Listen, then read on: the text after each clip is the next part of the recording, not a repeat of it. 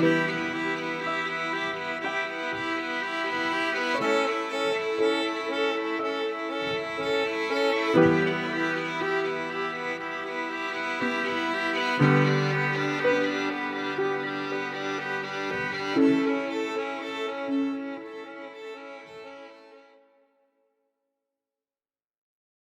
buenas tardes, bienvenidos, bienvenidas a todos y todas a esta sesión final del seminario Interperie, Políticas de la Voluntad y Poéticas del Cobijo.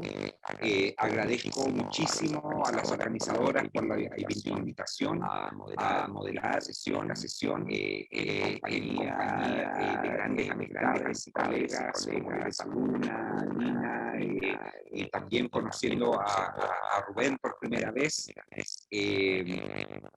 Son tiempos intensos, difíciles, y que nos están arrojando complejidades que quizás excedan nuestras capacidades de hacer y pensar, y creo que instancias como estas son absolutamente necesarias, digamos, para afrontar como los desafíos y también para vernos y comunicarnos y pensar y crear juntas. Quiero presentar les dos ponentes que van a hacer presentaciones formales, lo que esperamos den el inicio a una nutrida conversación y diálogo, tanto entre nosotros como con el público más amplio que está viendo esto por Facebook y otras plataformas de redes sociales. Para empezar, quisiera presentar a Violeta Luna. Violeta es artista de performance que reside en San Francisco, California, y que investiga en su trabajo la relación entre el teatro, el arte-acción y el compromiso social. Nacida en Ciudad de México, Violeta obtuvo su licenciatura en actuación en la UNAM, en el Centro Universitario de Teatro, y ella presenta su trabajo, el cual yo como parte del Instituto Hemisférico hemos tenido el gran orgullo y placer de presenciar y facilitar a través de los años y publicar y difundir. Presenta su trabajo y además ella conduce talleres internacionalmente. Tengo también el gran lujo de hoy, por primera vez, de conocer a Rubén Yepes Muñoz. Rubén es doctor en estudios visuales por la Universidad de Rochester y profesor en la Maestría de Estudios Culturales de la Pontificia Universidad Javeriana de Bogotá. Pontificia.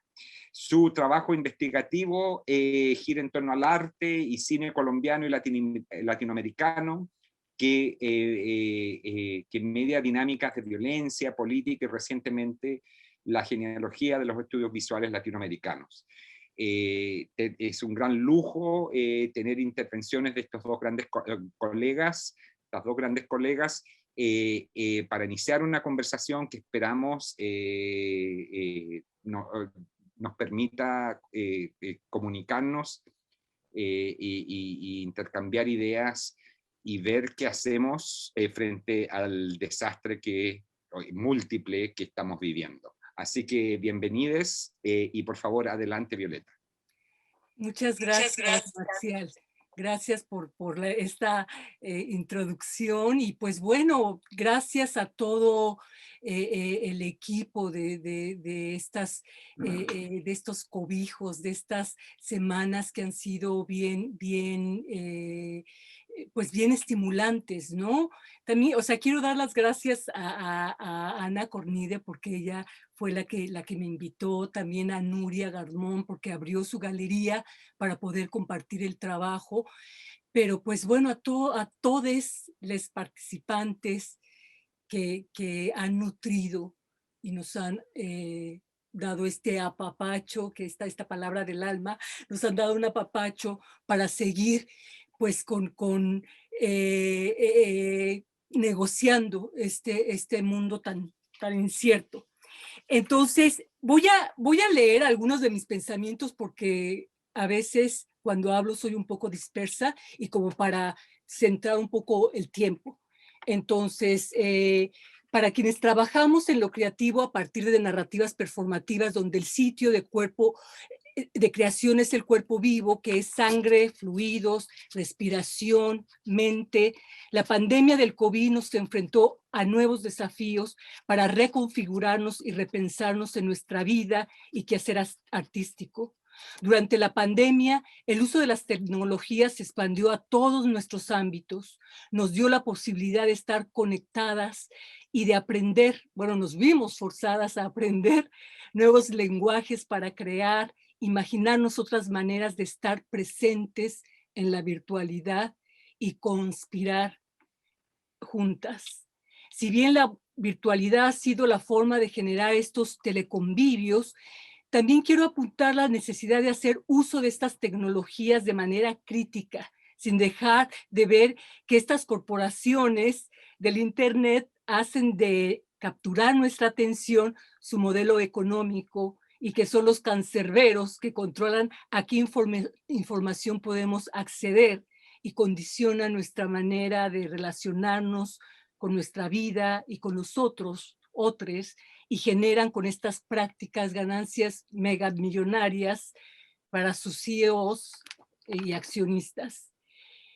La telepresencia, que no nos va a permitir comunicar un gesto completo del cuerpo vivo con sus complejidades, sus múltiples facetas y posibilidades, sí nos dio la oportunidad de generar estos espacios de acompañamiento, de cuidado y de transmisión de afecto. Estos espacios han sido sumamente importantes en áreas que tocan a uno de los ejes temáticos que últimamente he estado trabajando, que es la violencia de género, que se ha agravado por la asfixiante realidad que forzó a las mujeres pues estar en el aislamiento con sus agresores durante la pandemia. Entonces voy a compartir un par de proyectos colectivos transnacionales en donde he hecho el acompañamiento y que, digamos, la virtualidad nos ha servido como medio para estar apapachándonos juntas. Ármate, Acciones de Resistencia, es uno de ellos que hice con la colectiva Mujeres de Furia Periférica en México. Para aquellas que no están, La Otra Pandemia Silenciada, que hice con el colectivo Rubro Obsceno de Brasil, y Teatro Forum virtual que hice acá con un colectivo de mujeres inmigrantes, Mujeres Unidas y Activas. Estos trabajos interpelan las poéticas del cobijo a partir de la construcción a distancia de redes de solidaridad tejidas por medio de lenguajes performativos entre países, artistas y activistas y sus comunidades. El eje común de los proyectos es cómo la violencia de género se expresa en nuestro cuerpo y también puede transformarse en sí mismo a partir de la creatividad en potente expresión feminista de lucha y resistencia, donde el paradigma COVID facilita la visualización del feminicidio y la violencia doméstica como pandemia global que afecta desproporcionalmente sobre todo a las mujeres de color en situaciones de aislamiento. En México, la violencia de género registra cada día 11 mujeres asesinadas por feminicidio, según cifras oficiales. En Brasil, 13 mujeres son asesinadas diariamente. En Estados Unidos, donde más o menos son 4 mujeres asesinadas diariamente por sus parejas, y cada día más de 600 mujeres sufren violencia doméstica acá en Estados Unidos, ¿no? Ante estos escenarios nos preguntamos cómo crear acciones simbólicas y poéticas que nos ayuden a seguir cuestionando estructuras y posicionarnos en contra de estas violencias. Cómo buscar maneras de estar en y en nuestros cuerpos más allá de la mirada colonial, occidental, blanca, heteronormativa, patriarcal, neoliberal. ¿Puede un acto performativo sanar? Contextualizo el acto performativo como acciones esfuerzos y micropolíticas para habitarnos en el mundo, generando narrativas que nos devuelvan una dimensión más plena de nuestra humanidad. Furia periférica, y acá voy a compartir pantalla para poner unas imágenes, para poner las imágenes de las chicas. Furia Periférica es una colectiva de mujeres activistas de Ecatepec, en el Estado de México, quienes se definen como de la periferia y para la periferia, y que han encontrado a través de las acciones performativas un discurso expresivo contundente, más allá del lugar que ocupa la frontera de Estados Unidos, ¿no?, con el imaginario de Ciudad Juárez. El Estado de México se ha convertido en el peor sitio para ser mujer, ¿no? De acuerdo a las cifras proporcionadas por la Fiscalía General de Justicia del Estado de México, entre los años 2015 y 2020 se han logrado tipificar como feminicidio los asesinatos de 52 mujeres en Ecatepec, sin contar, digamos, a las que todavía están en los archivos, ¿no?, ahí del Ministerio Público, ¿no?, sin resolver. El sistema neoliberal necropolítico se ha instalado en ese lugar donde migración, mercado informal, actividades ilícitas y mínimo reconocimiento oficial se unen para precarizar y violentar las vidas de las ciudadanas.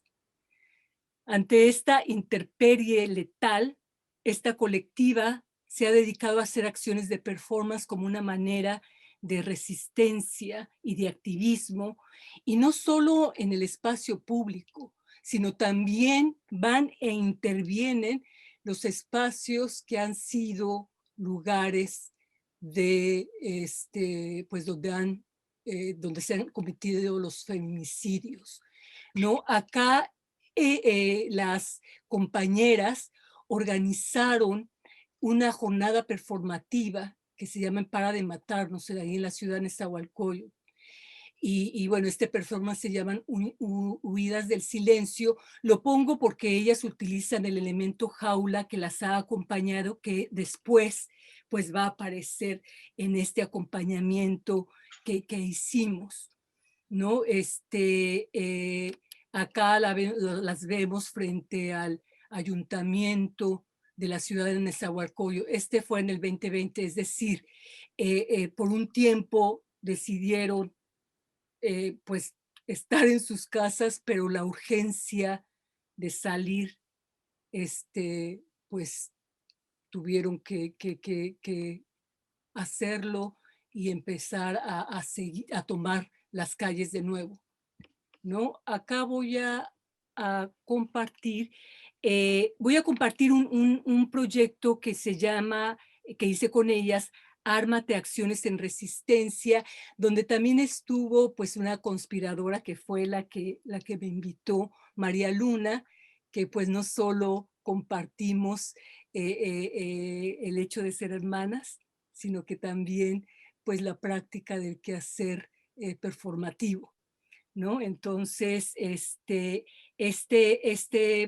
proyecto fue motivada precisamente por por el incremento de la violencia en la pandemia, y Ármate está creado como una especie de libro donde cada capítulo narra una historia y se contrapuntea, digamos, las acciones, los textos, la música, y el elemento central es el objeto jaula. Digamos, la jaula como esta brida que se usaba en las épocas de feudalismo, que les ponían a las mujeres para disciplinarlas, ¿no?, y para callarlas. Entonces, bueno, aparte también la jaula pues es como una metáfora del encierro, y también esta metáfora de qué es habitar la periferia, ¿no? El peligro, la precarización, el abandono. Entonces voy a compartir un fragmento del video de una de las chicas.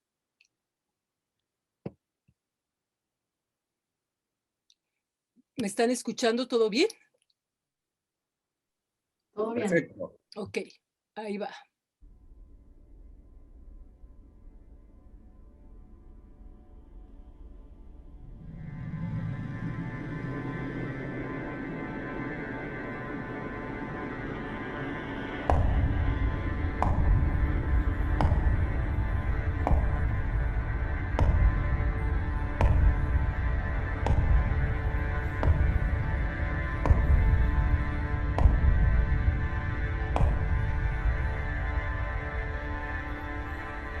Soy Ana, Carla, Maritza, Dianey, Esther, Kenia, Tania, Frida, Alexa, Raquel, Leslie.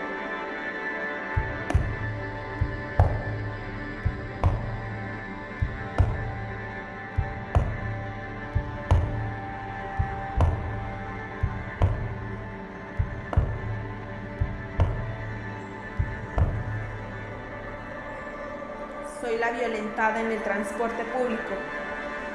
Soy la acosada en las calles. Soy la amenazada por el jefe en mi trabajo. Soy la manoseada por mi profesor en la escuela. Soy la controlada por mi novio. Soy la golpeada por mi esposo. Soy la violada por mi padre. Soy la encarcelada por abortar. Soy la quemada con ácido. Soy la desaparecida por el supuesto amigo. Soy la asesinada, descuartizada y embolsada. Soy las mujeres violentadas diariamente en los espacios públicos, las sometidas día tras día en sus hogares. Soy las 11 mujeres asesinadas cada día en México. Soy la que está harta, la que perdió el miedo y se inundó de digna rabia. Soy la voz de las silenciadas, de las que ya no están. Soy la desobediente de este sistema hegemónico, patriarcal y misógino. Soy la mujer aguerrida, en pie de lucha, insistiendo y resistiendo.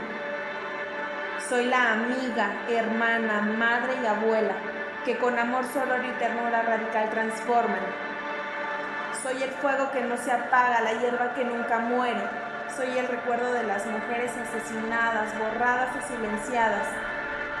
Soy el grito que exige y exigirá justicia por todas, hasta que la dignidad se haga costumbre.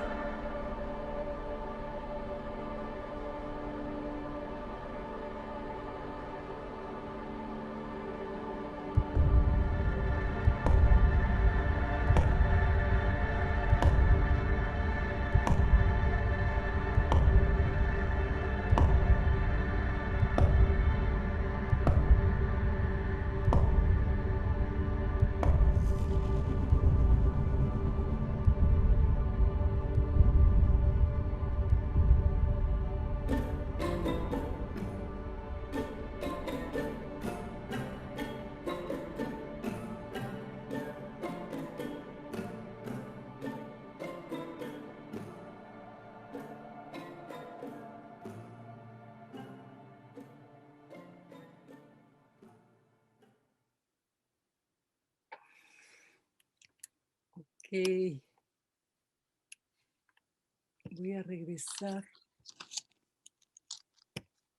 Bueno, acá tenemos una foto de ellas cuando fueron a filmar. Ahí está María Luna con su cubrebocas y Sam, Paulina, Caro, Itan, Dianis, Bárbara, pues mujeres bien poderosas. Ahora voy a compartir brevemente el proyecto que hicimos con Colectivo Rubros Obsceno. Acá lo que hicimos fue la intervención del archivo de una pieza que para aquellas que no están, que precisamente presentamos en el hemisférico, Marcial. Y bueno, durante la pandemia, en estas conversaciones, en estas revisiones, dijimos, bueno, a ver, ¿qué sucede de hacer acciones ya en nuestros espacios y ponerlas en conversación con la documentación? Entonces el colectivo Rubro Obsceno, pues son Leticia Olivares, Estela Fischer, performeras, profesoras, ¿no? Que han utilizado pues el arte para hablar sobre temáticas feministas y pues bueno, voy a compartir digamos, un fragmento de para aquellas.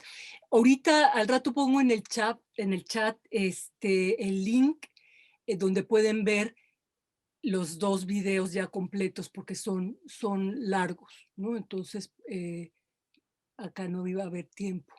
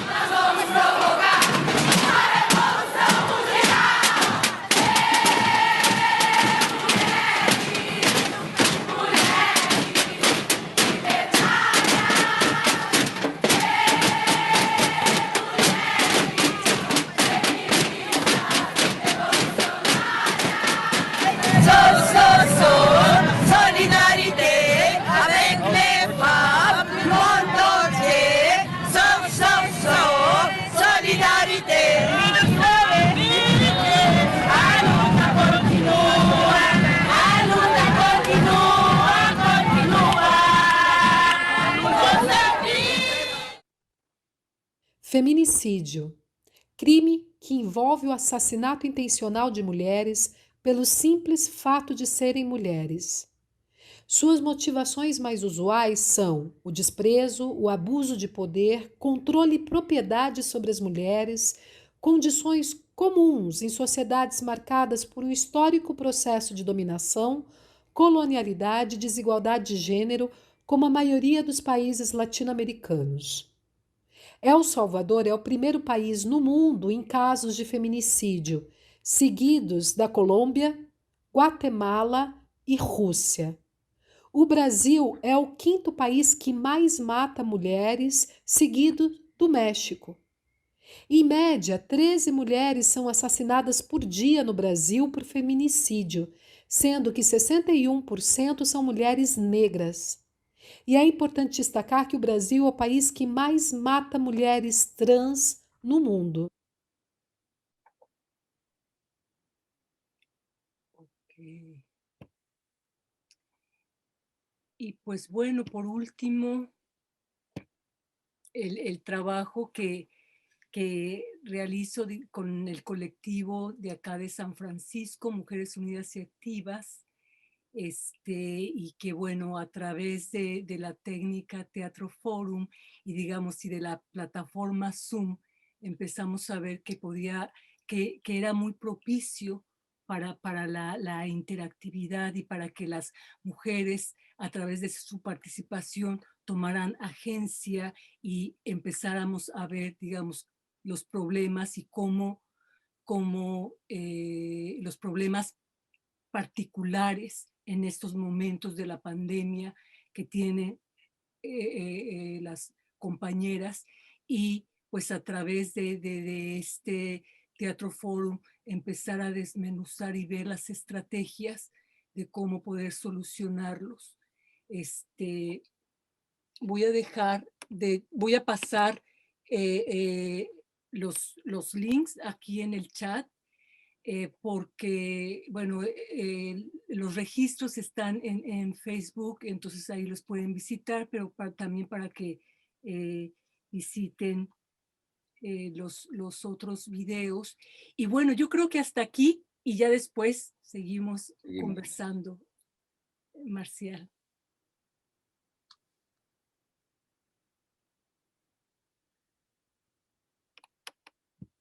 Rubén, ¿estás por ahí? ¿Continuamos? Sí, perfecto.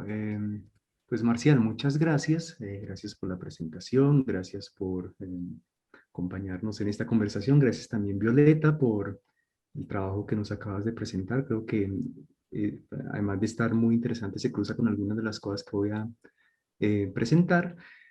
Y pues aprovecho para darle las gracias a Tatiana, que fue la persona que primero me contactó para participar en el seminario, así como a Ana, a Lina, a Patricio y Rafael. Este evento ha resultado enormemente enriquecedor y en este contexto necesitamos espacios como este. Entonces es un honor y un placer estar aquí. Cuando me propusieron participar en el seminario, dije pues yo lo que quisiera hacer realmente es rastrear qué ha pasado con el arte en relación a la pandemia. Quiero ver esto que ha producido en Colombia, que ha producido en América Latina también. No tenía ni idea de lo que me iba a encontrar. Estamos hablando por allá, creo que en diciembre, enero quizás, ya no recuerdo muy bien.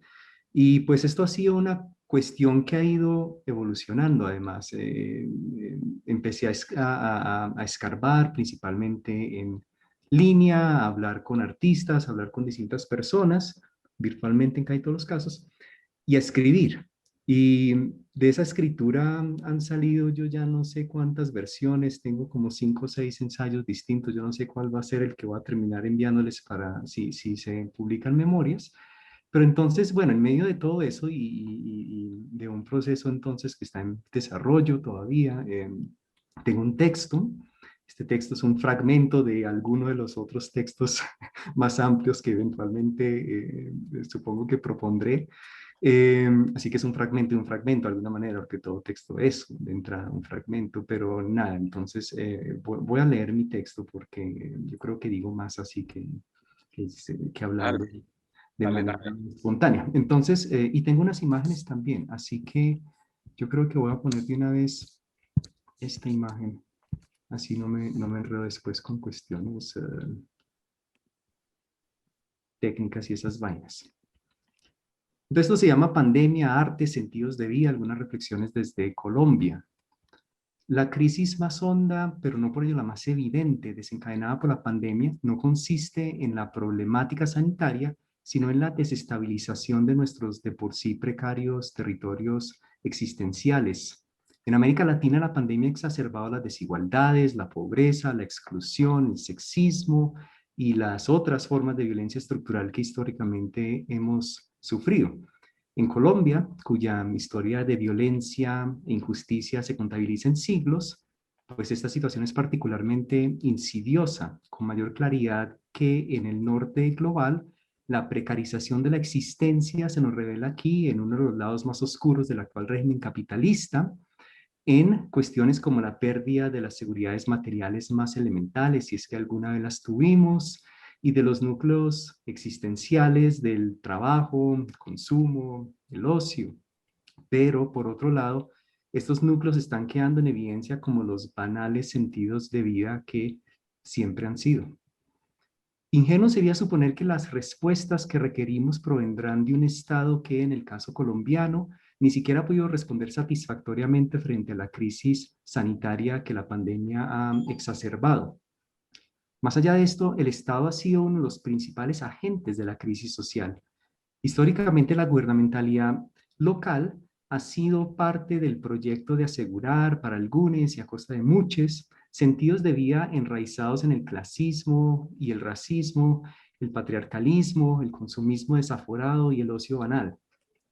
Esto ha quedado patéticamente en evidencia con la reciente propuesta del gobierno colombiano en una reforma tributaria que por enésima vez en la historia y en medio de la crisis pretendía aumentar la contribución de las clases medias y bajas.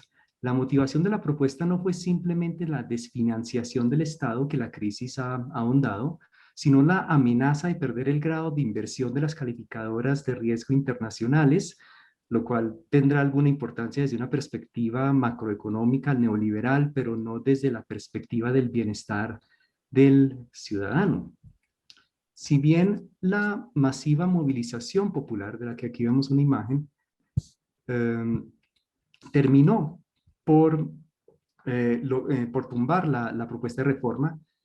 La proposición de esta, en medio del peor momento de la crisis, evidenció tanto el desdén del Estado por las circunstancias de los desprivilegiados como su servidumbre ante los intereses de los inversores internacionales, los empresarios y las élites económicas. El paro nacional, como se le ha llamado, no se contentó con tumbar la reforma, sino que se extendió a una serie de reclamos en torno a la salud, la educación, el trabajo, la falta de oportunidades, la exclusión social y la violencia contra sectores como los líderes sociales, las mujeres, los campesinos, los afrodescendientes, reclamos que venían huyendo en el país desde antes de la pandemia.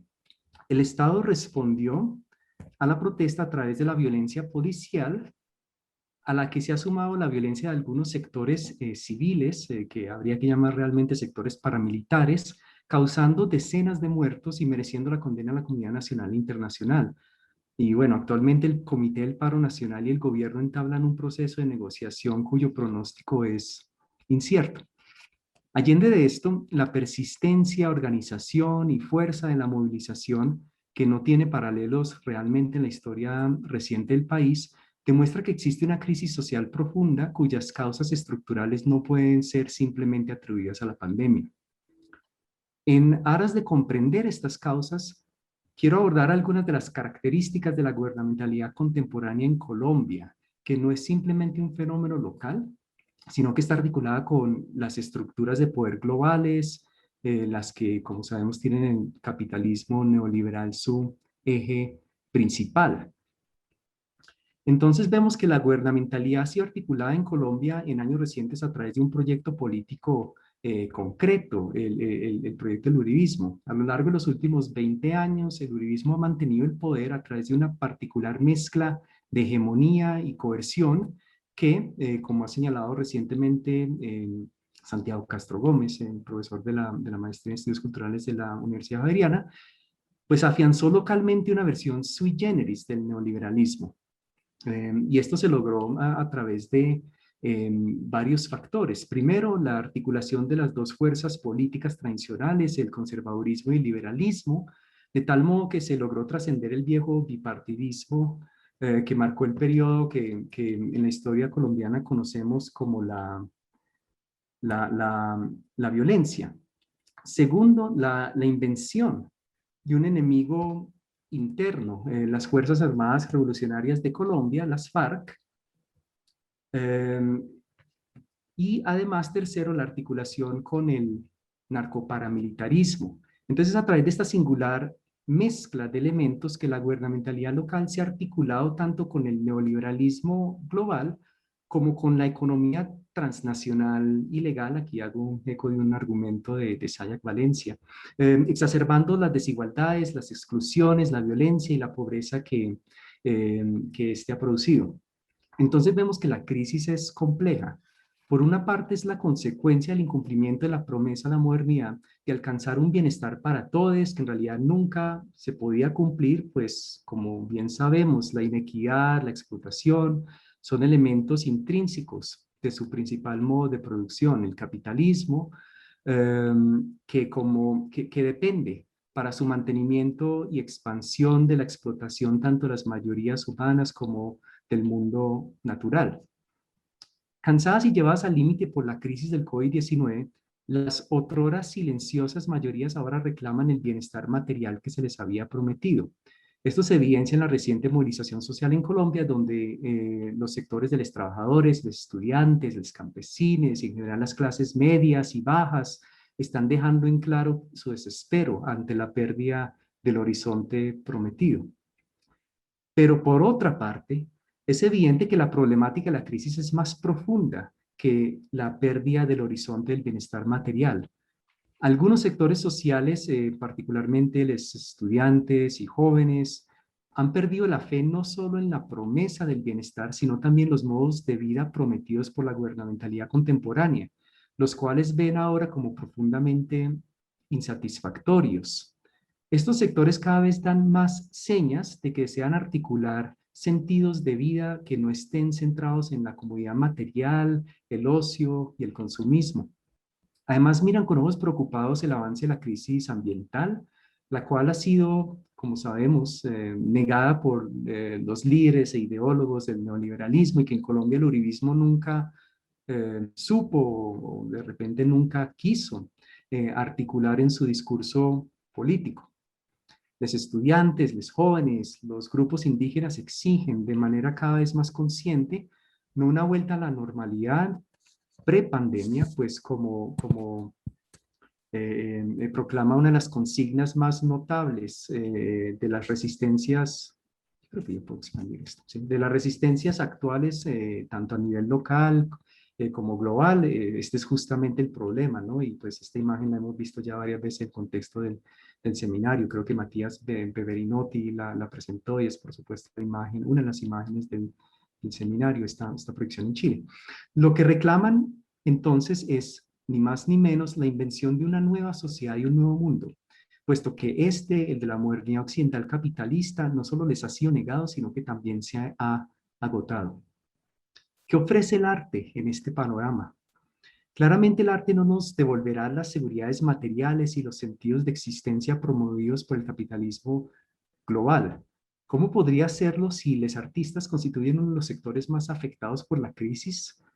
En el contexto de la gestión neoliberal de la cultura, que en Colombia el gobierno apoda la economía naranja, los artistas vienen sufriendo un proceso de precarización paulatina en el que sobrevivir significa convertirse en un agente de sí mismo, un híbrido de creador y gestor cultural que para sobrevivir debe posicionarse en los circuitos de las industrias culturales y del entretenimiento. Si la sociedad es un cuerpo enfermo, los artistas, particularmente los independientes, los que están emergiendo y aquellos a los que el campo les niega un espacio, son uno de sus órganos más afectados. Por esto sorprende que tanto en Colombia como en otras partes del mundo, gran parte de la respuesta de los artistas a la crisis se alinea con la gestión gubernamental de esta. Mucho es el arte, desde aquel producido por los artistas más considerados hasta el de algunos artistas anónimos, callejeros, que apoyan directa o indirectamente el discurso y las medidas autoritarias del leviatán sanitario. En medio de esta dinámica se han desperdiciado algunas de las pocas oportunidades valiosas promovidas desde, y enfatizo desde, no por, Estado. Un ejemplo de esto es el proyecto de Voz en Voz del Museo de Arte Moderno de Bogotá, del que aquí vemos 3 imágenes, en el que las páginas dominicales del periódico más leído en Colombia, El Tiempo, se convirtieron en el escenario de un número importante de intervenciones artísticas que desafortunadamente en su mayor parte son poco más que traducciones estéticas del discurso gubernamental de la crisis, simplistas llamados a no perder la esperanza, reafirmaciones narcisistas de la individualidad o combinaciones de estos puntos. Y algo parecido se puede ver a escala latinoamericana en un proyecto análogo llamado Al Aire Libre, que fue apoyado por instituciones como el Museo Muca Roma del DF, Museo Salvador Allende, la Casa do Povo de Sao Paulo, que tuvo participación de más de 70 artistas de México, de Chile, Brasil y Argentina, donde igualmente las obras disensuales son pocas. No tengo imágenes de esos proyectos, pero pues por falta de tiempo realmente. Pero quizás esto no debería sorprendernos.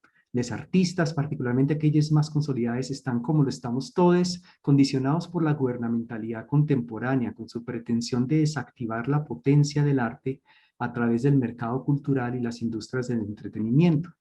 Y en consecuencia defienden e incluso naturalizan las posiciones que han logrado ocupar dentro del campo cultural. Esto sin duda es un obstáculo, pero podemos advertir que no se trata de un obstáculo insuperable, como sugiere el hecho de que incluso proyectos como los que mencioné son el escenario de algunas obras e intervenciones artísticas no solo disensuales, sino que incluso logran desmarcarse de la gubernamentalidad contemporánea, señalando nuevas vías de construcción de sentido. Pienso, por ejemplo, en el proyecto Diálogos desde la Ventana. Aquí vemos 3 imágenes de este proyecto, gestionado por un equipo del Instituto Distrital de las Artes de Bogotá, incluyendo las artistas Laura Morales y Julián Escobar, que propició que un número de bogotanos, bogotanas y personas de otros lugares, artistas, no artistas, intervinieran sus ventanas durante la cuarentena, poniendo en escena las perspectivas personales frente a la crisis, la necesidad de tejer relaciones significativas, de cuidado y de apoyo mutuo, y también la imaginación crítica del mundo post-pandemia. Pienso también en el colectivo de mujeres artistas bogotanas Vale la Pena Ser Callejeras, y yo creo que el trabajo de ellas en particular resuena bastante con el trabajo que nos mostró Violeta. Y en la reivindicación de este colectivo en plena cuarentena, de la calle no solo como un espacio de actividad artística y profesional, sino también de interrupción de las lógicas coloniales de nuestra sociedad, particularmente las patriarcales y racistas, de reafirmación de sus identidades artísticas y, como dice una de las integrantes del colectivo, María Fernanda Sarmiento, la calle como espacio de poiesis feminista. Mención aparte merecen los trabajos recientes de los colectivos de proyectistas latinoamericanos como Proyectemos en Sao Paulo, The Light Lab en Santiago y en Bogotá, Stridente y Toquica Studios, además de la nueva banda de La Terraza en Medellín. Proyectemos, cuyos miembros se definen como una red mundial de proyeccionistas libres, lleva varios años, de hecho, usando los muros de Sao Paulo y otras ciudades como escenarios de performances visuales urbanos, es un término de ellos. Algunos de ellos críticos del gobierno de Jair Bolsonaro. En el contexto de la pandemia han criticado la nefasta gestión de la crisis sanitaria y social adelantada por Bolsonaro, mundialmente infame por minimizar la gravedad del COVID-19. Asimismo han proyectado mensajes como quedarse en casa es un acto político, ¿no? Mensajes como estos entonces resultan pertinentes en un contexto donde las medidas sanitarias y la preocupación del Estado por la salud de la población se ha destacado por su laxitud y desdén. Desde el 2009, The Light Lab, que es un estudio de diseño audiovisual creado por Germán Octavio, Catalina Gana Muñoz, ha combinado sus proyectos comerciales de videomapping y diseño gráfico audiovisual con proyectos de activismo lumínico llevados a cabo en la fachada de la Torre Telefónica de Santiago, que entiendo es el edificio que estamos viendo aquí. En 2019 sus proyectos críticos se articulaban con las protestas estudiantiles que sacudieron a Chile. Las proyecciones incluían frases como no estamos en guerra, estamos unidos, Chile despertó y un verso de Raúl Zurita que se volvió viral, que sus rostros cubran el horizonte. Pero en 2021 consignas como Hay Sudamérica e Impunidad han tenido por fin apoyar las protestas en Colombia. Y justamente en Colombia, Stridente, la nueva banda de La Terraza y Toquica Studios han proyectado creativas imágenes y mensajes en apoyo al paro nacional y denunciando la violencia policial y estatal. Estos proyectos que se complementan con los registros publicados en las páginas de internet de los colectivos, en sus cuentas en redes sociales, digitales, llegando incluso a viralizarse también, aprovechan el valor de exhibición de los medios que ocupan en aras de posicionar un discurso político que articula la crisis de la pandemia con la crisis social que la pandemia ha exacerbado. Estos mensajes e imágenes en sí no nos dicen nada nuevo, no revelan nada que no supiéramos, ya quienes vivimos en las ciudades y países donde han sido proyectados. Sin embargo, su potencia no hay que buscarla ahí, sino en su capacidad de energizar, de recargar afectivamente, tanto a quienes participan en las protestas como a las sociedades en donde estas se desarrollan o se han desarrollado. Hay otras acciones estéticas y simbólicas llevadas a cabo en el contexto del paro nacional que quiero mencionar. Una de estas es el derrumbamiento de las estatuas de colonizadores y de próceres de la nación, llevada a cabo por jóvenes pertenecientes al movimiento de autoridades indígenas del suroccidente, en ciudades como Cali y Bogotá.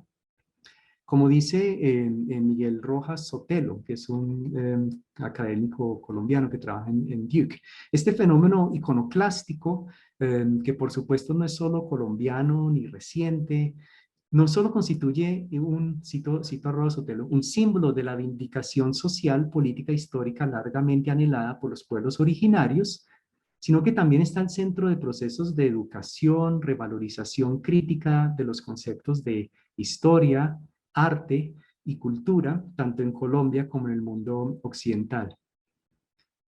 A estas acciones podemos sumar los distintos gestos simbólicos y las distintas estetizaciones de las protestas que se han visto en Colombia en días recientes, como se vieron en las protestas desarrolladas en Chile en 2019 y como se ha visto también en protestas anteriores en otras partes del mundo. Y destaco intervenciones como el Monumento a la Resistencia, que se acaba de inaugurar el pasado 13 de junio en un barrio popular de Cali. Es un monumento de 10 metros de altura, construido por un grupo de jóvenes, con la colaboración de la comunidad, la asesoría de algunos ingenieros y gracias a la contribución de materiales y de dinero de los ciudadanos. Representa una mano empuñada, ¿no?, que sostiene entonces un cartel que dice Resistencia. Y además está pintado con los rostros de algunos de los caídos en las protestas y tiene incrustados algunos de los escudos improvisados de la llamada primera línea, que son los jóvenes que enfrentan a los escuadrones antimotines en el frente de las protestas. La inauguración del monumento contó con una asistencia multitudinaria, música en vivo y un cacerolazo sinfónico. También cabe mencionar los distintos performances artísticos, teatrales y musicales realizados en el marco del paro, como la acción Empaquetados en Medellín, en la que un grupo de jóvenes artistas desnudos y envueltos en plástico transparente ocuparon una acera del Parque del Poblado. Y por último, quiero mencionar los desfiles del Frente de Resistencia Transfeminista Maricón Cuerpas Agitadas y Dignificadas, y así como el voguing de Piscis, Neni Nova y Axi ante los policías antimotines, ambas acciones o intervenciones realizadas en Bogotá y que también se volvieron virales en las redes sociales. Si bien las obras de arte y acciones artísticas que he reseñado muy someramente fueron propiciadas por la crisis desatada por la pandemia, no se limitan a esta, sino que articulan el reclamo del deseo de nuevas formas de vida, de organización social, nuevos proyectos colectivos, nuevos sentidos de vida. Algunas fundamentan su sentido en discursos políticos surgidos en años recientes alrededor de cuestiones como la dignidad, la falta de oportunidades, el rechazo a la violencia en todas sus formas, las identidades disensuales y la crisis ambiental. Otras no articulan aún un discurso político, claro, pero sí expresan malestares que vienen ebulliendo de tiempo atrás. Pero en todos los casos se trata de intervenciones que encausan la profunda crisis existencial en la que creo que nos encontramos.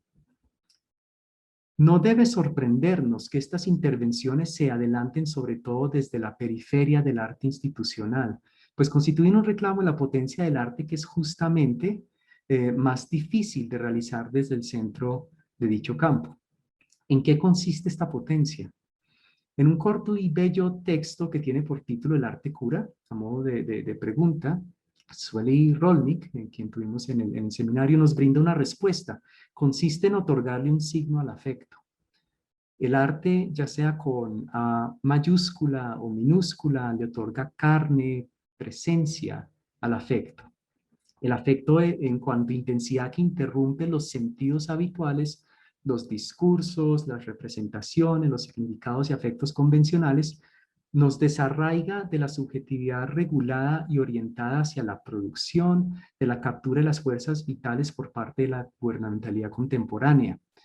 Pero no se queda allí, sino que además opera como el dínamo, como el motor de la articulación de nuevos significantes y discursos, de nuevas formas de subjetividad y relacionalidad, de nuevos agenciamientos y proyectos políticos. Entonces, por sí solo, creo yo, el arte no cura no es un remedio mágico o una terapia milagrosa para la enfermedad que padecemos actualmente.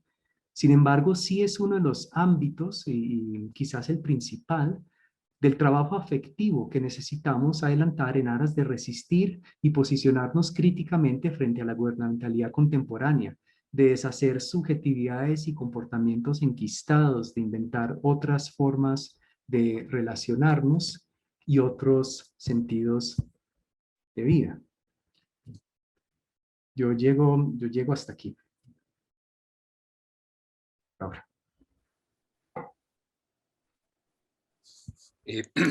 Muchísimas gracias, Rubén. Muchísimas gracias nuevamente, Violeta, por esas exposiciones y por abrirnos a conversar y poner tantas cosas tan potentes en la mesa.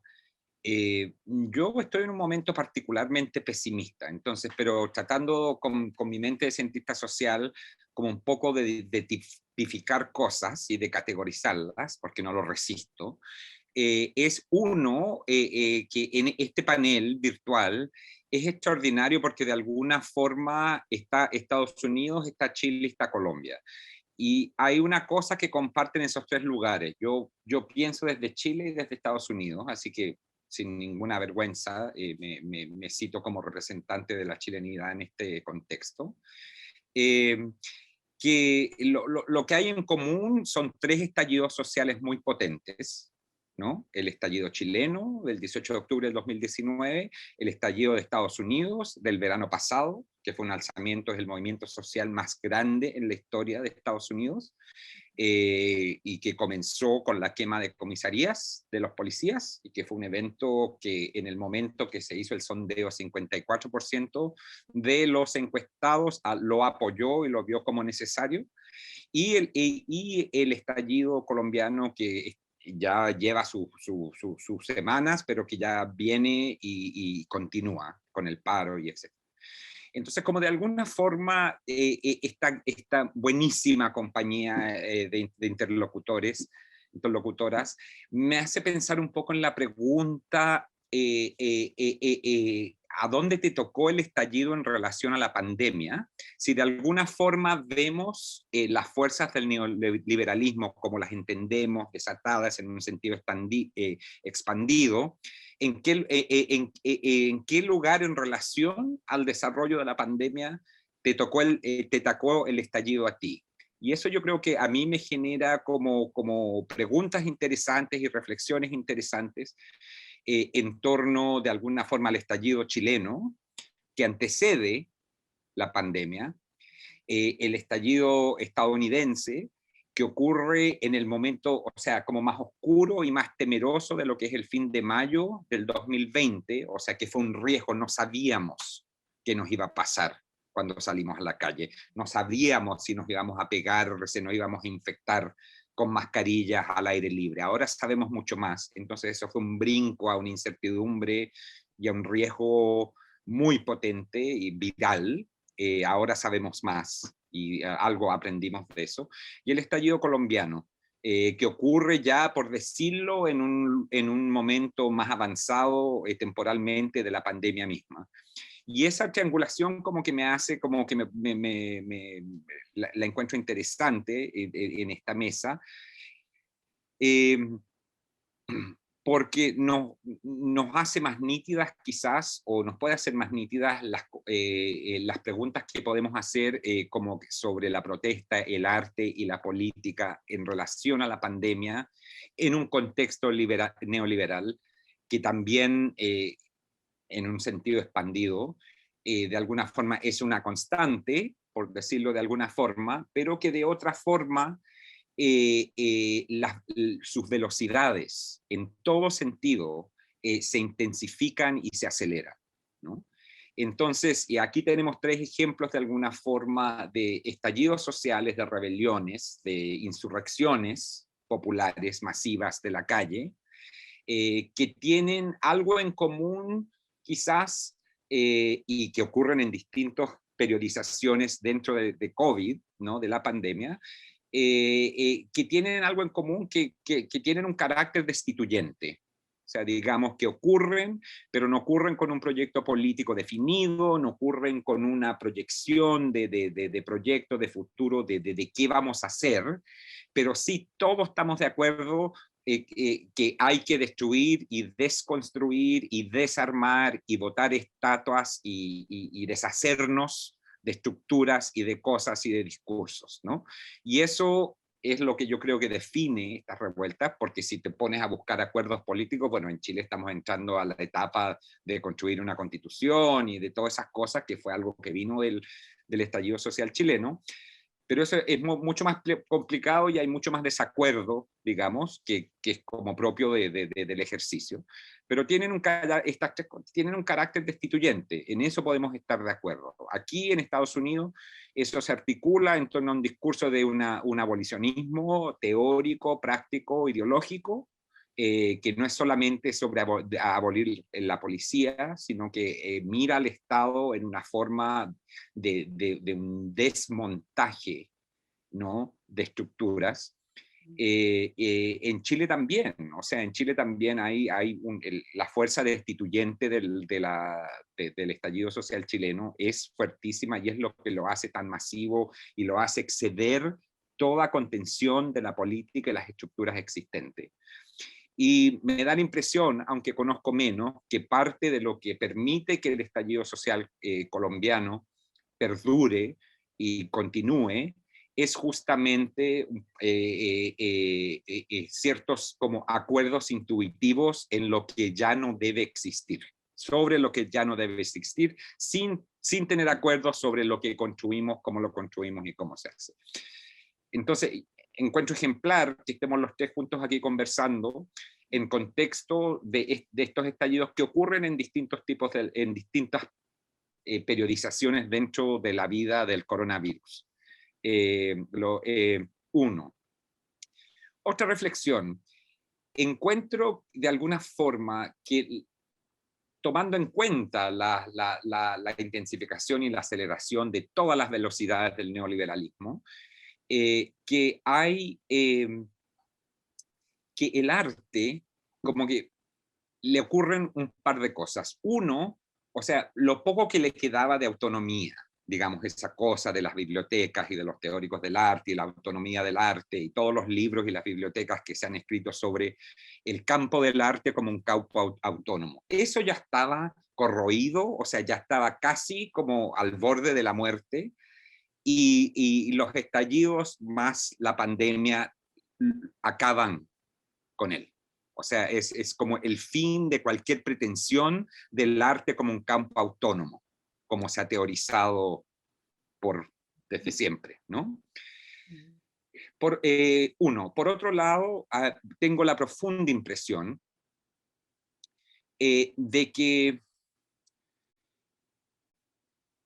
el arte como tal pierde capacidad de interpelar al poder como tal. O sea, necesita, y en los contextos de estas tres intervenciones de estos tres lugares, Colombia, Chile, Estados Unidos, por decirlo de alguna forma, tiene que subsumirse a una lógica de la calle y de una irrupción política que lo excede y que le borra absolutamente su campo como creación con cualquier autonomía propia, ¿no? Entonces el arte que celebramos, The Illuminator, o sea, todo pasa a un campo de acción política y de rebelión y de insurrección. En Chile, o sea, grandes ejemplos, o sea, las tesis, por ejemplo, siendo... pero eso ocurre, por ejemplo, en el caso chileno de una forma que muy distinta a cómo se habló y se pensó y se sintió el performance, por ejemplo, en las protestas del 2011, del movimiento estudiantil, en el cual el performance es el Michael Jackson enfrente de la moneda. El performance era una cosa que era un elemento como propio y autónomo que se llevaba a la calle y que hacía trabajo y que era extraordinario y entusiasmaba y nos hacía sentir y nos hacía pensar y nos llevaba a la acción, pero como arte. Hay una forma en la cual las tesis, que hacen algo que tiene de una fuerza a otra escala exponencialmente distinta, hacen lo que hace, pero ya no como arte, ¿no? Entonces, hay yo veo una capacidad, o sea, que el arte como tal, el performance como tal, el performance afuera de la calle, la proyección afuera, o sea, o sea, la calle se come el arte y el performance como lo conocíamos. Entonces quizás sean tiempos de como reevaluar un poco las categorías y pensar y revisar, digamos, las suposiciones que teníamos sobre el rol y la función del arte y su relación a la política y a lo político, que han sido profundamente trastocadas y trastornadas por los estallidos y por la epidemia. La epidemia en sí, yo creo que intensifica lo que mi amiga Diane Nelson, en su escritura, una antropóloga que ha escrito mucho sobre Guatemala, en algún momento ella llamó el efecto piñata, ¿no? Porque de alguna forma, y si uno ve la piñata como el Estado, ¿no? Entonces, por un lado, la pandemia nos lleva al Estado en busca de vacunas, en busca de ciencia, en busca de que solo es el Estado y su administración de la ciencia y los saberes nos puede salvar de esto. O sea, y eso es así. Y por otro lado, la pandemia escenifica, acelera el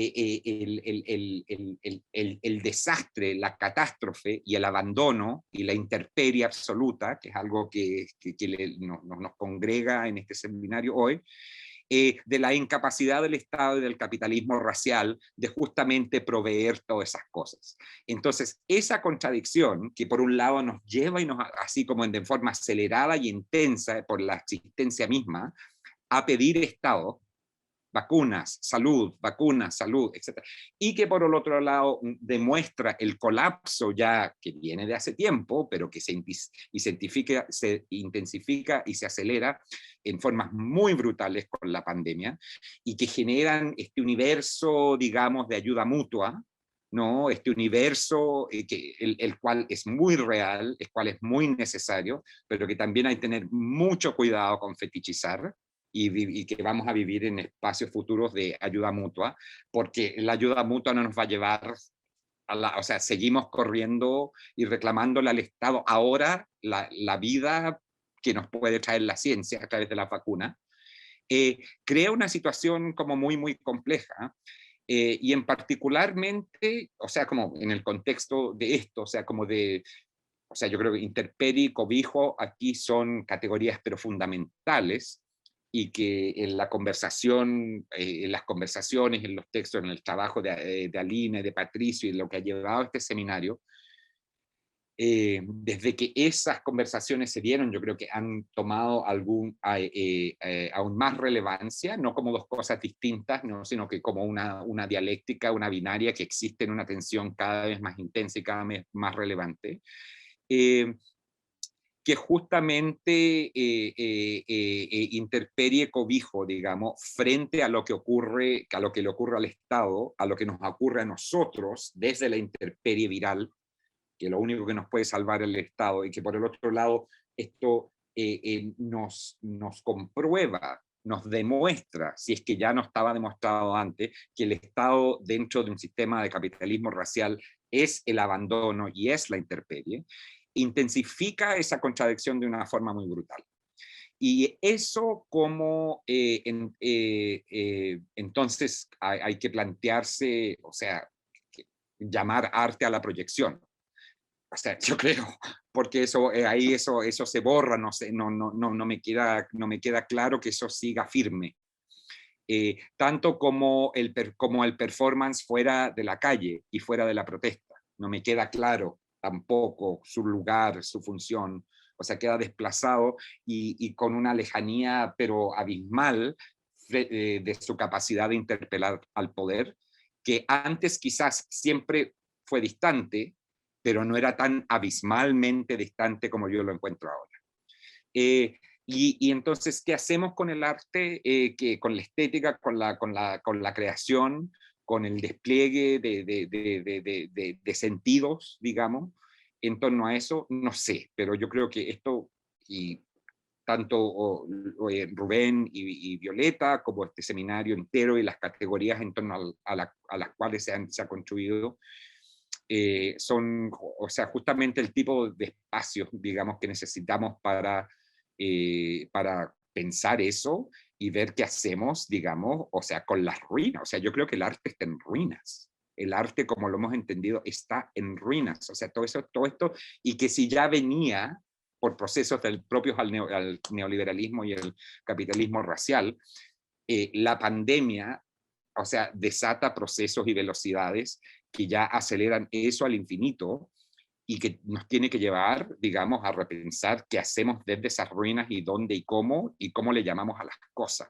O sea, a mí me cuesta mucho llamar a las tesis arte, mucho. Performance quizás y apenas, pero eso sin la movilización social, sin un estallido, sin una rebelión como soporte que ese arte no produce, sino que al cual se acopla, hasta ahí llegamos. Preguntas, conversación, eso.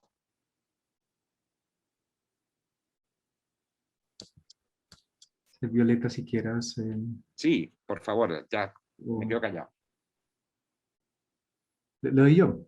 Dale, dale. Vale, pues yo creo, Marcial, que pones un montón de temas. En realidad es un abanico de cuestiones. Yo anoté por lo menos 6 cuestiones que están interrelacionadas, que son complejísimas. Yo creo que varias de las que has puesto son algunas de las grandes preguntas de quien nos interesan, cuestiones como la relación entre el arte y la política y la agencia social del arte, este tipo de cosas. Yo voy a intentar referirme a 4 de los puntos que pusiste. Comienzo con esta triangulación que mencionabas de las protestas en Estados Unidos, Chile, Colombia, ¿no? Y solo quería señalar que, bueno, y además porque vivo en una de las avenidas en Bogotá por las que han pasado las protestas, entonces me ha tocado asiento de primera fila para ver las dinámicas, tanto la violencia policial, pero también la creatividad de los estudiantes y de los jóvenes participando en las protestas. Todo esto ha sido aquí en la puerta de mi edificio. Pero en Colombia sucede una particularidad, y es que primero que todo, estas protestas son de alguna manera la parte 2 de protestas que venían ya en el 2020, ¿no? 2019-2020, antes de la pandemia. Y esas protestas antes de la pandemia por sí fueron bastante fuertes, de una manera que era, y sobre todo si las estabas viendo en primera fila, era esperanzadora, ¿sí? Era esperanzadora en el sentido de que en Colombia, por mucho tiempo, este país no ha visto movilizaciones sociales tan masivas, y eso yo creo que se debe a una cosa que Gramsci dice muy claramente, ¿no? Para la protesta se necesitan ciertas condiciones. Si la coerción y la violencia es demasiada, sencillamente no se puede protestar, y eso es lo que se basaba en Colombia. Aquí protestar significaba arriesgarte a que te subieran una camioneta y no se sabía dónde ibas a aparecer, ¿no? Entonces, a esta cuestión que nos decíamos los colombianos mucho tiempo de que es que nosotros somos muy buenos en poner la otra mejilla, es que nos aguantamos todo, pues no era eso. Esto no tenía nada que ver con alguna cualidad o característica del pueblo colombiano. Esto tenía que ver con que hemos vivido en una situación de una coerción violenta tal que la manifestación civil, social, sencillamente no había sido posible.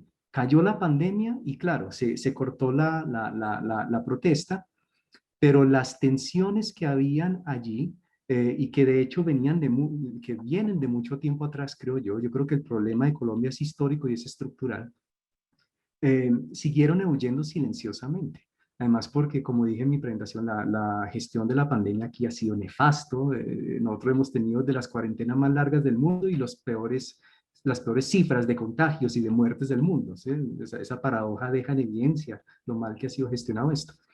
Pero esas fuerzas esas tensiones siguieron allí y estallaron de repente en un momento en el que la gente sintió que ya no daba más. Y como dije en la presentación, pues el gobierno tiene el desatino de además lanzar una reforma tributaria completamente desconectados de todo lo que estaba pasando en este país. Entonces, todo esto es solo como para secundar un punto que tú hiciste, Marcial, y es que estamos en un país como Colombia, pero yo creo que en otros lugares también. Yo creo que algo de esto hay en Chile, hasta donde alcanzo a entender las protestas allá.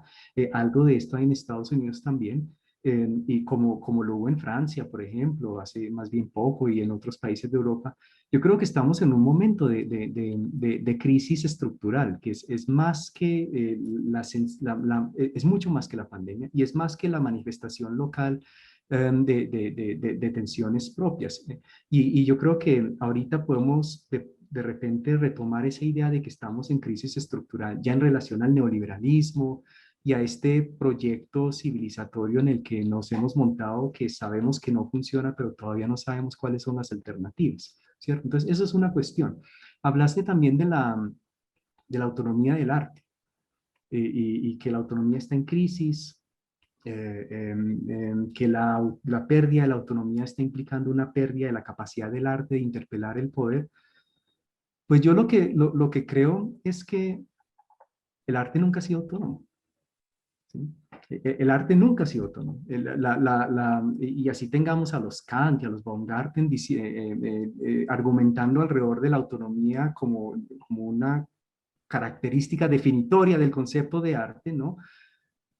Si uno mira la historia del arte occidental, el arte siempre ha tenido una cantidad de funciones sociales, políticas, didácticas, narrativas, históricas, en relación al poder, ¿no? Cuánto es el arte que se utilizó y que se utiliza propagandísticamente, por ejemplo, para posicionar los proyectos de grandes hombres, este tipo de cuestiones, ni qué decir de la imbricación entre arte y religión. El arte ha tenido siempre un montón de funciones.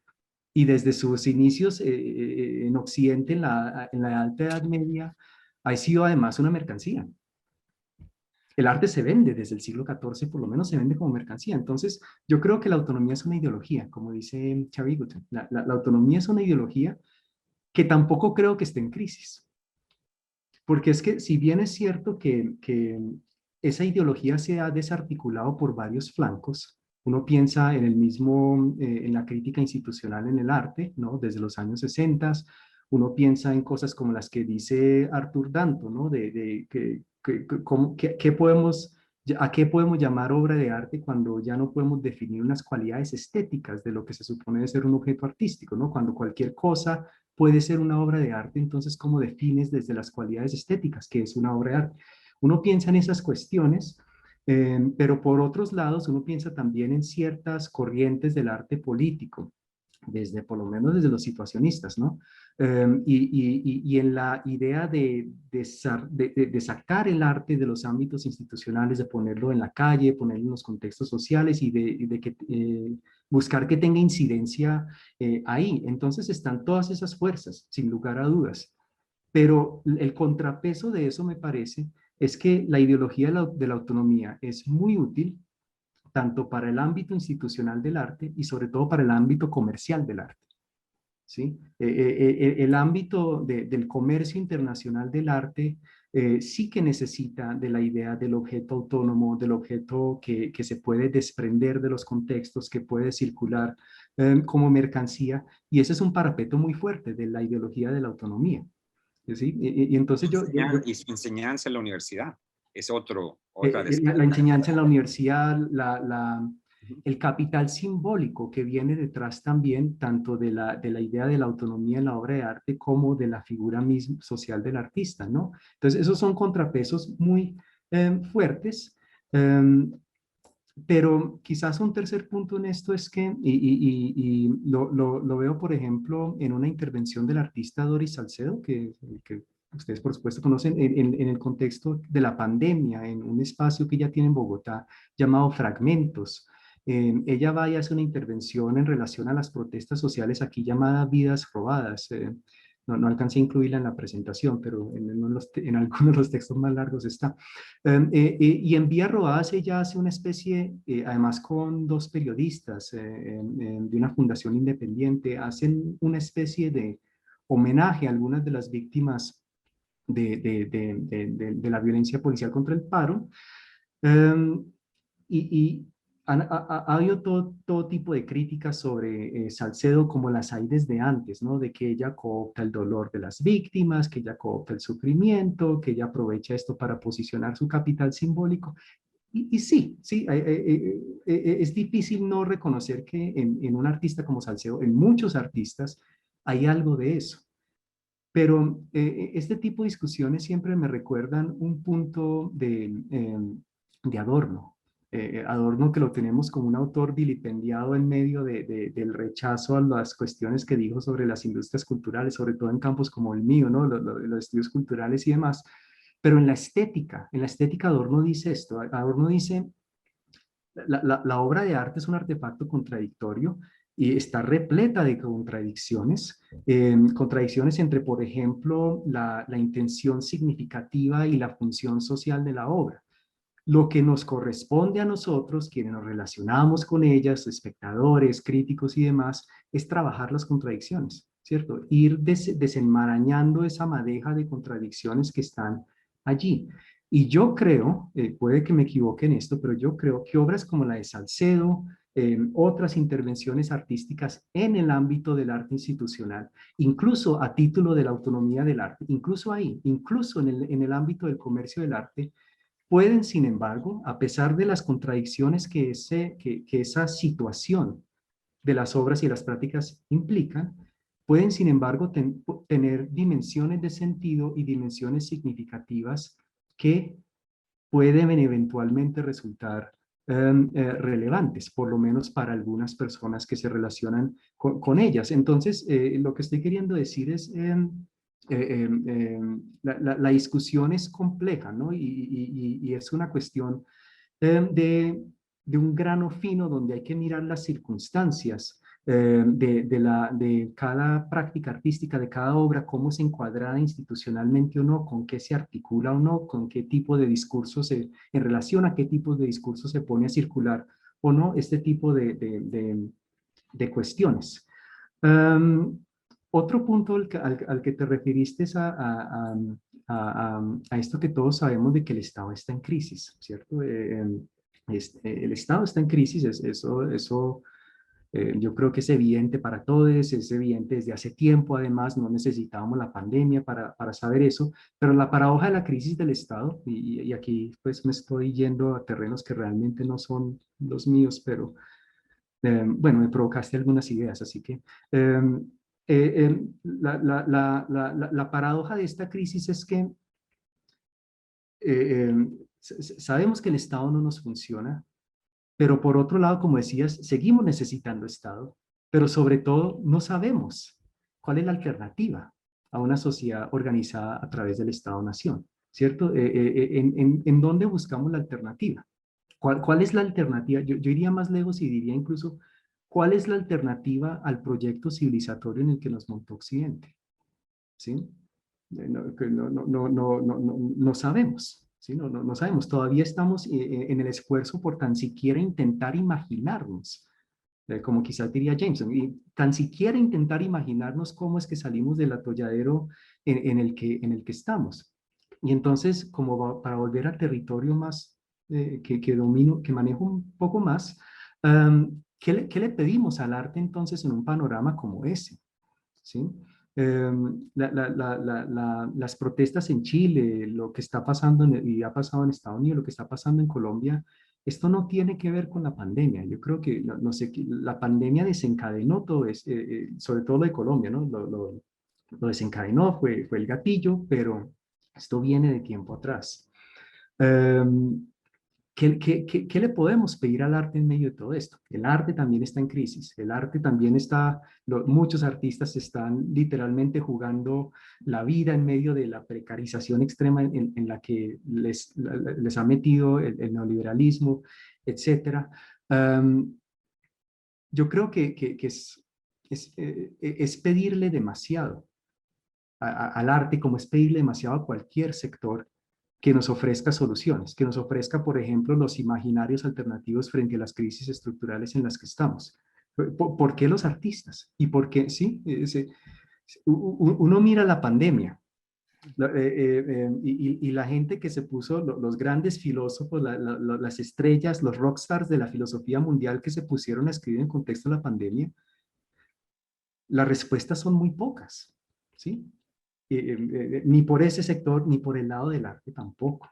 Por el lado del arte tampoco. ¿Qué es lo único que creo yo que puede seguir siendo un espacio valioso en el ámbito de lo artístico?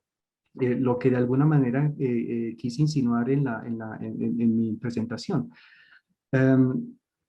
Sea lo que sea, sean cuales sean los proyectos políticos que vayamos a construir, sean cuales sean los imaginarios que nos van a movilizar hacia las alternativas que tendremos que construir si hemos de salir de este atolladero, esto va a necesitar de una producción de una energía afectiva. Sí, y aquí lo que hago es recurrir a un punto que es clásico de la teoría del afecto y de la filosofía del afecto, desde Spinoza por lo menos, la idea de que comportamiento humano no es movilizado por ideas, el comportamiento humano es movilizado primero por afectos.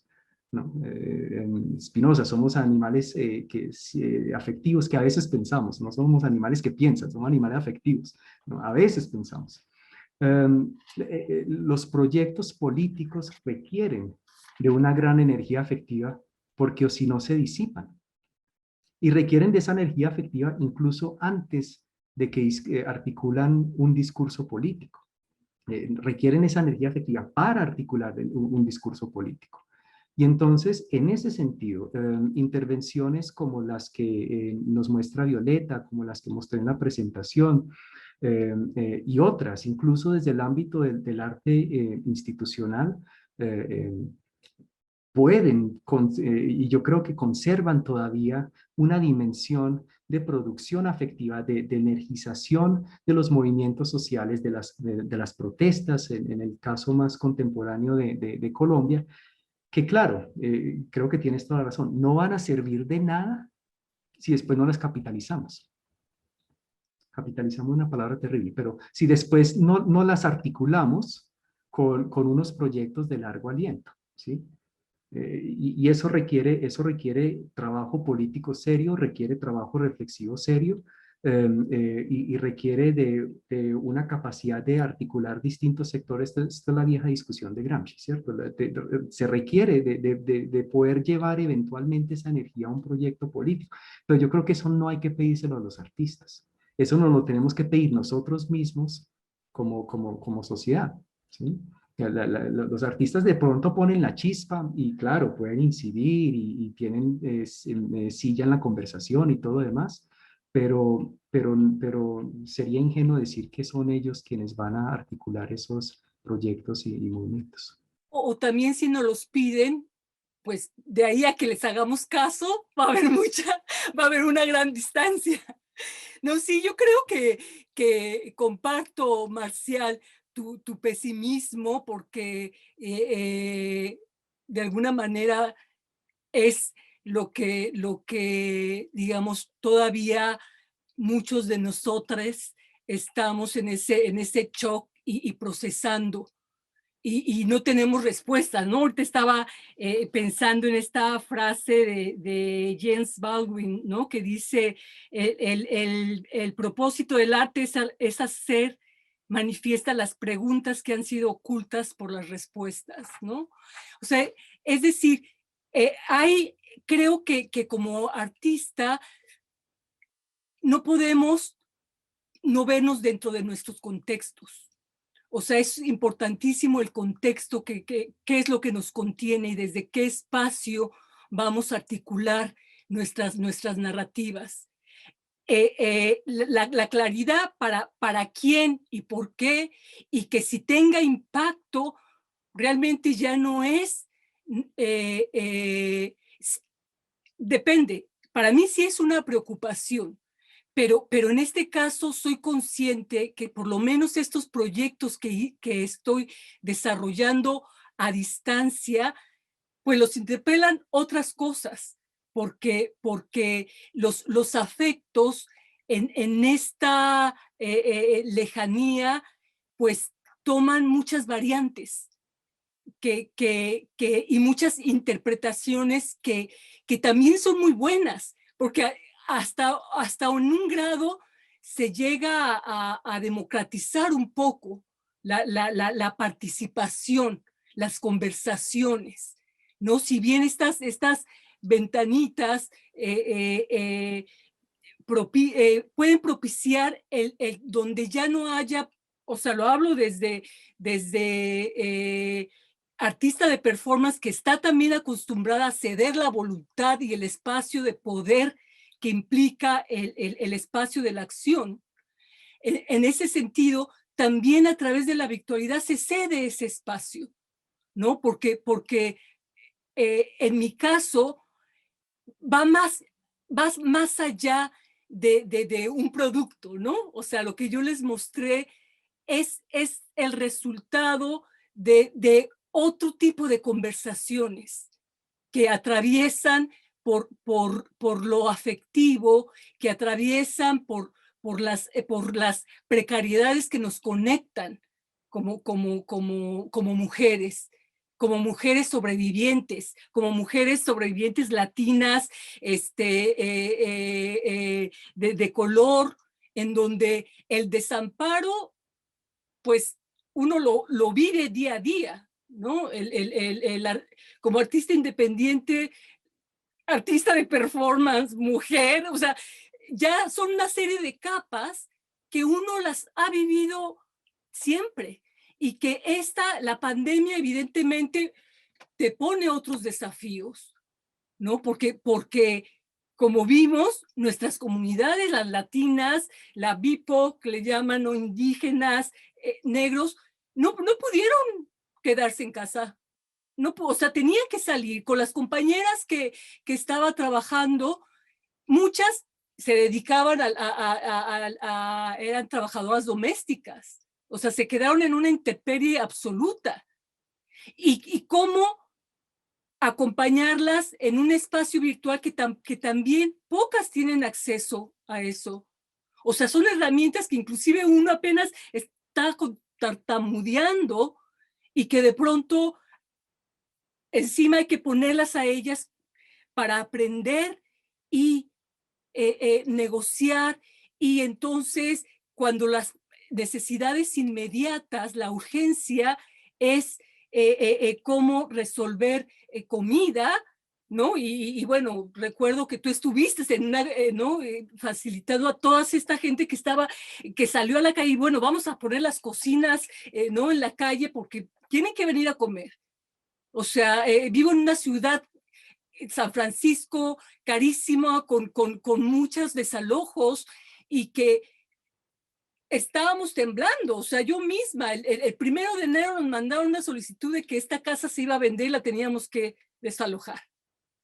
O sea, son terrenos que de pronto te van atravesando y que está ahí. Yo creo que ahí está la fuerza.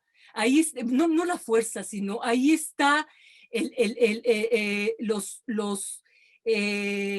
las punzadas, los temas, los murmullos, las cosas que tenemos bueno, que como artista me convoca a escuchar. Y a escuchar igual esta parálisis, ¿no? O sea, yo de pronto no tengo redes sociales, y en un punto de pandemia, por ejemplo, ¿no? En donde yo dije, no, o sea, estos proyectos que estoy haciendo son actos micropolíticos, como decía Sueli. O sea, son estas patas de araña que van a jalar y que van a tratar de crear pulsaciones y encontrar estas palabras almas o estas acciones almas en lo que nos vuelve comunes, ¿no? En lo que nos hace vulnerables, en lo que nos precariza, ¿no? Porque sí, claro, es importante tomar las calles y en relación a si el arte, el impacto, yo considero que estas, repito, estas acciones que a veces se vuelven hasta como íntimas, porque son tan pequeñas, este, tienen eh, ese afecto que es necesario, ¿no? Ese afecto, y digo sí político, que es necesario, y que si bien es un reto para nosotros que usamos el cuerpo, porque al final del día el afecto también va muy conectado con el cuerpo y con lo que uno pone. Este, entonces, ¿cómo establecemos a la distancia esos afectos? Y sobre todo en la pandemia, o sea, la conversación que yo tengo con Rubro Obsceno, que es de años, empieza porque yo tengo la muerte de mi padre en la pandemia, ¿no? Y entre las conversaciones que es necesario mantener, de acompañarnos, empezamos por ese cuidado, ¿no? Y con otra compañera empezamos porque la muerte estaba en nuestra casa, ¿no? En la imposibilidad de viajar y hacer el duelo, ¿no? En la imposibilidad de acompañar al amigo que estás trabajando con él, y de pronto 2 días, pum, la mamá se muere. O sea, todos esos escenarios son que, los que hacen posible, digo, o sea, son terribles escenarios, pero son los que es el motor para transformar, para decir, sí, no creo que vaya a transformar nada, pero en un momento quizá ah, más inmediato, pero en un momento inmediato que después tiene su fuerza, yo creo que, que se hace, ¿no? Con el arte, con el acompañamiento, con el ceder ese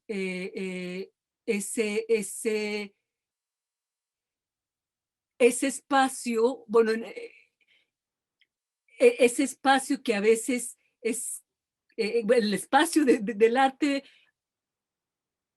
de cederlo y decir, a lo mejor ahora no soy yo la que estoy en escena, ahora me desplazo fuera de escena, ¿no? Para poder ceder ese, ese, ese lugar. Bueno, creo que...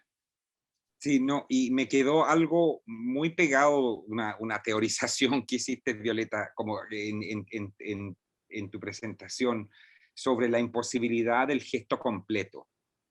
O sea, como que entonces, como un lugar para pensar como los desafíos, y que yo creo que de alguna forma el simple neoliberalismo sin pandemia, y no por decir que el neoliberalismo es simple, pero el neoliberalismo o el capitalismo racial con sus velocidades intensificadas y aceleradas, la pandemia lo que hace es como traer en una forma ineludible la imposibilidad del gesto completo, que quizás siempre o sea, ya era imposible, digamos, pero que vivíamos de alguna forma pensando o actuando o trabajando como si todavía lo fuese. Y eso, la forma que lo nombraste me quedó muy pegado, o sea, como lo destilaste en una forma que para mí eso es un lugar de pensamiento y de práctica y de poner en motion, te pone en motion, de echar a andar, digamos, esta tensión entre el cobijo y la intemperie, en relación al arte desde la imposibilidad del gesto completo, que eso de alguna forma, como nos lleva un poco a toda la conversación que hemos tenido dentro del arte, la autonomía, no la autonomía, todas esas cosas, pero que desde lo incompleto, lo imposible de completar un gesto, se genera un campo de práctica, de sentidos múltiples, de todo lo que, de todo lo que sea, en estos espacios, o sea, ya, o sea, como de vida o muerte, ¿no? Y de aislamiento, que quizás por ahí un poco va, a mí me como que me abre caminos, digamos, para salir del pesimismo. O sea, reconocer ya lo ineludible de lo imposible del gesto completo en el arte y en muchas otras instancias. Y eso lo dijiste de una forma muy linda, así que gracias. Sí, quizá hacer el gesto completo son precisamente todos estos esfuerzos desde los diferentes lugares, desde los diferentes espacios, ¿no? Sí. O sea, nuestra labor como artistas es estar buscando esa otra parte, lo pongo como esa otra parte del rostro Sí, sí. que de alguna manera, pues, se irá revelando, se irá revelando, porque inclusive ahorita mismo en donde ya viene como esta pospandemia, porque estamos regresando a que se está, por lo menos acá en San Francisco, que ha habido pues la vacunación está acelerada y demás, que ese es otro punto, porque no podemos dejarnos de ver, ¿no? Aislados. Y es la sensación de que del olvido, de querer olvidar ese trauma, de no querer procesarlo, Exacto. ¿no? Y de pronto entonces, claro, sí, hay la necesidad de salir o sea, en la vida cotidiana, de frecuentar los lugares que frecuentabas, a los amigos, inclusive de que ya empiece a haber performance o sea, los teatros o las galerías, los museos empiecen a abrir, pero hay, o sea, pero para mí es como decir, a ver, ¿qué estamos aprendiendo de esto? O sea, a mí es algo que me ha pegado, ¿no? De decir, a ver, si esta fuerza, si esta pausa tan dolorosa por todo lo que ha implicado, por todo lo que ustedes han compartido, no nos está ayudando a resolver cómo vamos a accionar en la pandemia. Ay, sí, o sea, siento que es una crisis así medio, pero bueno. ¿Y cómo de alguna forma nos aseguramos, o sea, como decía la proyección, digamos, en el edificio telefónico, o sea, la normalidad era el problema, no queremos volver a ella, es justamente porque la normalidad era el problema. Entonces, ¿cuáles son las aristas, cuáles son los matices que nos permiten pensar en los campos que tenemos en común de lo que jamás será lo mismo? O sea, cómo articulamos, cómo pensamos eso, cómo traducimos eso conceptualmente a nuestras prácticas, a nuestros quehaceres, a la creación. O sea, cómo no se vuelve atrás, sino que cómo se sigue caminando, entendiendo que aquí hay una refracción, un quiebre, algo muy doloroso, muy profundo y muy generalizado, digamos, o sea, absolutamente. Cómo se resiste ese impulso hacia la normalidad en nuestros propios campos, ¿no? O sea, o sea, yo no sé cómo hacerlo, pero no quiero y resisto ver muchas cosas de la misma forma, de las formas anteriores. O sea, este es un quiebre que yo pienso que no nos compete aprovechar. Y yo creo que eso, no sé, me sigue rondando esa idea de la imposibilidad del gesto completo como algo que hay que asumir y trabajar desde lo incompleto de cada gesto y no aspirar a que sea más que incompleto. Y eso puede ser obvio, pero también para pequeñas resonancias que quizás nos permitan imaginarnos cosas distintas sin envolver ya abrieron los teatros, abrieron las galerías y vamos a repetir a Fluxus y me voy a ir a cortar un dedo y lo voy a echar a un tarro de Campbell Soup. Entonces ¿cómo no, o sea, cómo resistimos una vuelta a una normalidad en todos estos campos, en todos estos debates, en todos estos quehaceres? Y quizás eso me dio una lucecita que me puso menos pesimista, esa cosa de la imposibilidad de completar el gesto, o sea, de finalizar, o sea, ahí hay mucho que teorizar y que pensar, pero sí, de todas maneras, así que gracias por eso.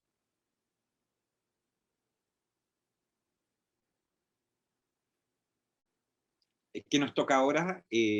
Preguntas en el chat, conversación, no sé bien, así que las organizadoras aquí que nos den alguna. ¿No hay más preguntas? Marcial, no hay más preguntas. Ok. Y por ahora haríamos un receso de 5 minutos para hacer el epílogo del seminario contigo en conversación. Ok, bien. Entonces, bueno, nuevamente muchísimas gracias, Violeta, Rubén. Seguiríamos, o sea, podríamos seguir, tendríamos para rato, pero aceptemos lo incompleto de este gesto y de todos los gestos posibles. Así que muchísimas gracias y a las colegas organizadoras y a todos. Y entonces nos damos 5 minutos y continuamos. Claro que sí, gracias Marcial. Rubén, muchísimas gracias. Sí, un placer, Rubén. Pues Violeta, Ahí nos Marcial, buscamos, igualmente. ahí te busco. Súper, igualmente. Un placer conocerte.